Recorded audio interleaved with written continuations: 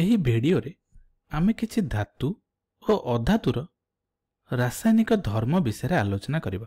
ତେବେ ପ୍ରଥମେ ଯେତେବେଳେ ଆମେ ଏକ ମ୍ୟାଗ୍ନେସିୟମ୍ ପାତକୁ ଜାଳନ୍ତି, ଏହା ଏକ ଉଜ୍ଜ୍ୱଳ ଧଳା ଶିଖା ଦ୍ୱାରା ଜଳିବା ସହିତ କିଛି ସମୟ ପରେ ଧଳା ବର୍ଣ୍ଣର ପାଉଁଶରେ ପରିଣତ ହୋଇଯାଏ। ପୁନଶ୍ଚ ଏଠାରେ ତାହେଲେ କ'ଣ ହେଲା? ମ୍ୟାଗ୍ନେସିୟମ୍ କିଛି ରାସାୟନିକ ପ୍ରତିକ୍ରିୟା ଘଟାଇଲା। ପୁନଶ୍ଚ ଆମେ ଆଉ ଏକ ପରୀକ୍ଷାକୁ ଲକ୍ଷ୍ୟ କରିବା। ଏଇଠି ଦେଖ, ଏକ ପାତ୍ର ମଧ୍ୟରେ ମୁଁ କିଛି କପର ବା ତମ୍ବା ଧାତୁ ଗୁଡ଼ିକୁ ନେଇଛି ଏବଂ ଯାହାକୁ ମୁଁ ତଳ ପାର୍ଶ୍ୱରୁ ଉତ୍ତପ୍ତ କରାଉଛି। ଦେଖ, ଯେତେବେଳେ ତମ୍ବା ବା କପର ଧାତୁ ଗୁଡ଼ିକୁ ମୁଁ ଉତ୍ତପ୍ତ କରାଉଛି, କିଛି ସମୟ ପରେ ଏହା କଳା ବର୍ଣ୍ଣରେ ପରିଣତ ହୋଇଯାଉଛି। ତାହେଲେ ଏଠି କ'ଣ ହେଲା?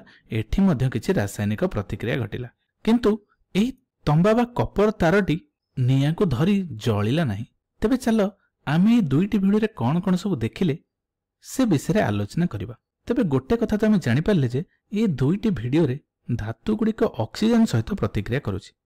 ତେବେ ଚାଲ ଏହାର ଉଦାହରଣ ନେଇ ଆମେ ବୁଝିବା ପାଇଁ ଚେଷ୍ଟା କରିବା।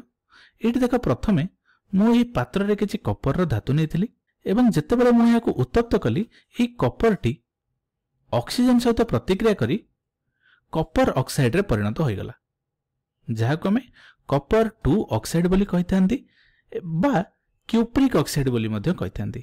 ତେବେ ଏହାପରେ ଆମେ ପ୍ରଥମେ କ'ଣ ଦେଖିଥିଲେ ନା ଆମେ ଏକ ମ୍ୟାଗ୍ନେସିୟମର ପାତକୁ ଜାଳିଥିଲେ। ଯେତେବେଳେ ମ୍ୟାଗ୍ନେସିୟମର ପାତକୁ ଆମେ ଜାଣନ୍ତି, ତାହା ମଧ୍ୟ ବାୟୁମଣ୍ଡଳସ୍ଥ ଅକ୍ସିଜେନ୍ ସହିତ ପ୍ରତିକ୍ରିୟା କରେ ଏବଂ ମ୍ୟାଗ୍ନେସିୟମ୍ ଅକ୍ସାଇଡ୍ ସୃଷ୍ଟି କରେ। ଏବଂ ଏହି ରାସାୟନିକ ସମୀକରଣଟି ଯାହା ଦେଖୁଛ, ଏହା ସମତୁଲ ନାହିଁ। ତେଣୁ ସମତୁଲ କରିବା ପାଇଁ ମୁଁ ପ୍ରତିକାରକ ପାର୍ଶ୍ୱରେ ମ୍ୟାଗ୍ନେସିୟମ୍ ନିକଟରେ 2 ଗୁଣନ କରୁଛି ଏବଂ ଉତ୍ପାଦକ ପାର୍ଶ୍ୱରେ ମ୍ୟାଗ୍ନେସିୟମ୍ ଅକ୍ସାଇଡ୍ ନିକଟରେ ମଧ୍ୟ 2 ଗୁଣନ କରୁଛି, ଯାହାଫଳରେ ରାସାୟନିକ ସମୀକରଣଟି ସମତୁଲ ହୋଇଗଲା। ତେବେ ମୁଁ ଚାଲ ତୁମକୁ ଆଉ ଗୋଟେ ଉଦାହରଣ ଦେଖାଉଛି। ଏଇଠି ତୁମେ ଦେଖିପାରୁଥିବ, ଏହି କାଚ ଜାର ମଧ୍ୟରେ ମୁଁ କିଛି ସୋଡିୟମର ଧାତୁ ନେଇଛି ଏବଂ ଏହି ସୋଡିୟମର ଧାତୁକୁ ମୁଁ କିରୋସିନ ମଧ୍ୟରେ ବୁଡ଼େଇକି ରଖିଛି। ତେବେ କିରୋସିନ ମଧ୍ୟରେ ଏହାକୁ କାହିଁକି ରଖାଯାଇଛି? କାରଣ ସୋଡିୟମ ଏତେ ଅଧିକ ପ୍ରତିକ୍ରିୟାଶୀଳ ଯେ ଏହା ବାୟୁମଣ୍ଡଳସ୍ଥ ଅକ୍ସିଜେନ୍ ସହିତ ପ୍ରତିକ୍ରିୟା କରି ସୋଡିୟମ ଅକ୍ସାଇଡରେ ପରିଣତ ହୋଇଯାଏ। ତେବେ ଆମେ ଏହାକୁ ରାସାୟନିକ ସମୀକରଣ ଭାବରେ କିଛି ଏହିପରି ଲେଖିପାରିବା: sodium plus oxygen gives sodium oxide. ଏହାକୁ ମଧ୍ୟ ଆମେ ସମତୁଲ କରିବା ପାଇଁ ସୋଡିୟମ ନିକଟରେ 4 ଏବଂ ସୋଡିୟମ ଅକ୍ସାଇଡ ନିକଟରେ 2 ଗୁଣନ କଲେ। ତେବେ ଯଦି ତୁମେ ଏହି 3ଟି ସମୀକରଣକୁ ଲକ୍ଷ୍ୟ କରିବ, ତୁମେ ଦେଖିବ ଯେ ଉତ୍ପାଦକ ପାର୍ଶ୍ୱରେ ଆମକୁ କ'ଣ ମିଳିଛି? କପର ଅକ୍ସାଇଡ, ମ୍ୟାଗ୍ନେସିୟମ ଅକ୍ସାଇଡ ଏବଂ ସୋଡିୟମ ଅକ୍ସାଇଡ, ଯାହାର ଅର୍ଥ ହେଉଛି ଆମକୁ କିଛି ଧାତବ ଅକ୍ସାଇଡ ମିଳିଛି। ତେଣୁ ଆମେ କହିପାରିବା ଯେ ଧାତୁ ଗୁଡ଼ିକ ଯେତେବେଳେ ଅକ୍ସିଜେନ୍ ସହିତ ପ୍ରତିକ୍ରିୟା କରନ୍ତି, ଏଗୁଡ଼ିକ ଧାତବ ଅକ୍ସାଇଡ ସୃଷ୍ଟି କରନ୍ତି। ତେବେ ପ୍ରଶ୍ନ ହେଉଛି, ପୃଥିବୀର ସମସ୍ତ ଧାତୁ ଏମିତି ଅକ୍ସିଜେନ୍ ସହିତ ପ୍ରତିକ୍ରିୟା କରେ କି? ବାସ୍ତବରେ ଉତ୍ତର ହେଉଛି ନା। ତେବେ ଉଦାହରଣ ସ୍ୱରୂପ ମୁଁ ଯଦି ତୁମକୁ କିଛି ସୁନା, ରୂପା ଏବଂ ପ୍ଲାଟିନମ୍ ପରି ଧାତୁ ଗୁଡ଼ିକ ବିଷୟରେ କହିବି, ସେଗୁଡ଼ିକ ବାସ୍ତବରେ ଅତି କମ୍ ପ୍ରତିକ୍ରିୟାଶୀଳ ବା ପ୍ରତିକ୍ରିୟା କରନ୍ତି ହିଁ ନାହିଁ। ଏଇଠି ଯଦି ଆମେ ଲକ୍ଷ୍ୟ କରିବା, ସୁନା, ରୂପା ଏବଂ ପ୍ଲାଟିନମ୍ ପରି ଧାତୁ ଗୁଡ଼ିକ ଅକ୍ସିଜେନ୍ ସହିତ ପ୍ରତିକ୍ରିୟା କରି ଧାତବ ଅକ୍ସାଇଡ ଗଠନ କରନ୍ତି ନାହିଁ, କିନ୍ତୁ ଅଧିକାଂଶ ଧାତୁ ଗୁଡ଼ିକ ଅକ୍ସିଜେନ୍ ସହିତ ପ୍ରତିକ୍ରିୟା କରି ଧାତବ ଅକ୍ସାଇଡ ସୃଷ୍ଟି କରନ୍ତି। ତେବେ ଏଇଠି ମୁଁ ଆଉ ଗୋଟେ ପ୍ରଶ୍ନ ପଚାରିବି, ଯଦି ମୁଁ ଏହି ଧାତବ ଅକ୍ସାଇଡ ଗୁଡ଼ିକୁ ଜଳ ସହିତ ପ୍ରତିକ୍ରିୟା କରାଇବି, ତାହେଲେ କ'ଣ ଘଟିବ? ପ୍ରଥମେ ଲକ୍ଷ୍ୟ କର, এই যে কপর অক্সাইডକୁ ମୁଁ ଜଳ ସହିତ ପ୍ରତିକ୍ରିୟା କରାଉଛି, ପୁନଶ୍ଚ ମ୍ୟାଗ୍ନେସିୟମ୍ ଅକ୍ସାଇଡକୁ ଜଳ ସହିତ ପ୍ରତିକ୍ରିୟା କରାଉଛି ଏବଂ ତାପରେ ସୋଡିୟମ ଅକ୍ସାଇଡକୁ ଜଳ ସହିତ ପ୍ରତିକ୍ରିୟା କରାଉଛି। ତେବେ ଚାଲ ଏହି ସୋଡିୟମ ନିକଟରୁ ଆରମ୍ଭ କରିବା। ତେବେ ଯେତେବେଳେ ମୁଁ ସୋଡିୟମ ଅକ୍ସାଇଡକୁ ଜଳ ସହିତ ପ୍ରତିକ୍ରିୟା କରାଉଛି, ମୋତେ ମିଳୁଛି କ'ଣ ନା ସୋଡିୟମ ହାଇଡ୍ରୋକ୍ସାଇଡ। ଠିକ୍ ଅଛି। ତେବେ ଏହି ରାସାୟନିକ ସମୀକରଣଟିକୁ ସମତୁଲ କରିନେବା। ପ୍ରତିକାରକ ପାର୍ଶ୍ୱରେ ମୁଁ 2 ଗୁଣନ କରୁଛି, ଯାହାଦ୍ୱାରା ସମୀକରଣଟି ସମତୁଲ ହୋଇଗଲା। ଏବଂ ଏଇଠି ଆମେ ଯେଉଁ ସୋଡିୟମ ହାଇଡ୍ରୋକ୍ସାଇଡଟି ପାଇଲେ, ଏହା ହେଉଛି ବାସ୍ତବରେ ଏକ କ୍ଷାର। ତେବେ ପୁନଶ୍ଚ ଯେତେବେଳେ ମ୍ୟାଗ୍ନେସିୟମ୍ ଅକ୍ସାଇଡଟି ଜଳ ସହିତ ପ୍ରତିକ୍ରିୟା କଲା, ସେତେବେଳେ ମଧ୍ୟ ମ୍ୟାଗ୍ନେସିୟମ୍ ହାଇଡ୍ରୋକ୍ସାଇଡ ସୃଷ୍ଟି ହେଲା ଏବଂ ଏହି ମ୍ୟାଗ୍ନେସିୟମ୍ ହାଇଡ୍ରୋକ୍ସାଇଡଟି ମଧ୍ୟ ଏକ କ୍ଷାର ଅଟେ। ପୁନଶ୍ଚ ଯଦି ଆମେ ଏହି ଯେଉଁ କ୍ୟୁପ୍ରିକ୍ ଅକ୍ସାଇଡକୁ ଜଳ ସହିତ ପ୍ରତିକ୍ରିୟା କରିବା, ତାହେଲେ କ'ଣ ଘଟିବ? ଆମେ ଏହିପରିକା କିଛି ଧାତବ ହାଇଡ୍ରୋକ୍ସାଇଡ ପାଇବା କି? ବାସ୍ତବରେ ଉତ୍ତର ହେଉଛି ନା, କାରଣ କପର ବା କପର ଅକ୍ସାଇଡ ଜଳ ସହିତ ପ୍ରତିକ୍ରିୟା କରେ ନାହିଁ। କାହିଁକି ତାହେଲେ? କାରଣ କପର ହେଉଛି ଅତି କମ୍ ପ୍ରତିକ୍ରିୟାଶୀଳ ବିଶିଷ୍ଟ ଧାତୁ। ତେଣୁ ଏହି କପରଟି ଜଳରେ ଥିବା ହାଇଡ୍ରୋଜେନର ପରମାଣୁକୁ ବିସ୍ଥାପିତ କରିପାରେ ନାହିଁ, ତେଣୁ ଏହା ଜଳ ସହିତ ଆଦୌ ପ୍ରତିକ୍ରିୟା କରେ ନାହିଁ।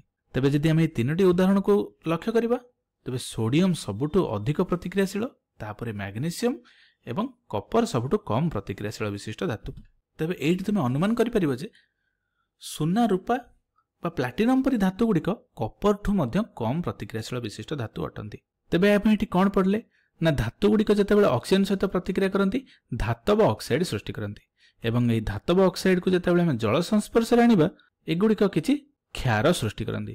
क्षार बोली केमी जानिबा ना जो पदार्थटी सृष्टि है उत्पादक पार्श्व ताकू जितेबाला आम नाली लिटमस रे बुड़ेबा यही नाली लिटमस रंग परिवर्तन होई नील रंग रे परिणत हो जाए। तेणु आम कहीपर जे धातव ऑक्साइड गुड़िक जल सहित मिशिले जहाँ सृष्टि हुए सेगुड़िक क्षार अटे। तेबे चलो अधातु गुड़िक किपरि भाव में ऑक्सीजन सहित प्रतिक्रिया करती से सब विषय आलोचना करवा। प्रथमतः मु कोयला को उदाहरण स्वरूप नौ। कोयलार कौन अच्छी कार्बन अच्छी एवं जितेबाला यही कार्बन को मु ऑक्सीजन सहित प्रतिक्रिया करोछि यह कार्बन डाइऑक्साइड रे परिणत होछि। पुनश्च मु एक सल्फर अधातुटी नौ एवं जितेबाला सल्फर को मु ऑक्सीजन सहित प्रतिक्रिया करोछि सेतेबाला यही सल्फर डाइऑक्साइड सृष्टि करुछि एवं यही सल्फर डाइऑक्साइड मध्य वायुमंडलस्थ ऑक्सीजन सहित प्रतिक्रिया करी सल्फर ट्राइऑक्साइड रे परिणत हो जाइछि एवं रासायनिक समीकरण को समतुल करिया पई मु सल्फर डाइऑक्साइड निकट रे 2 एवं सल्फर ट्राइऑक्साइड निकट रे 2 गुणन करछि।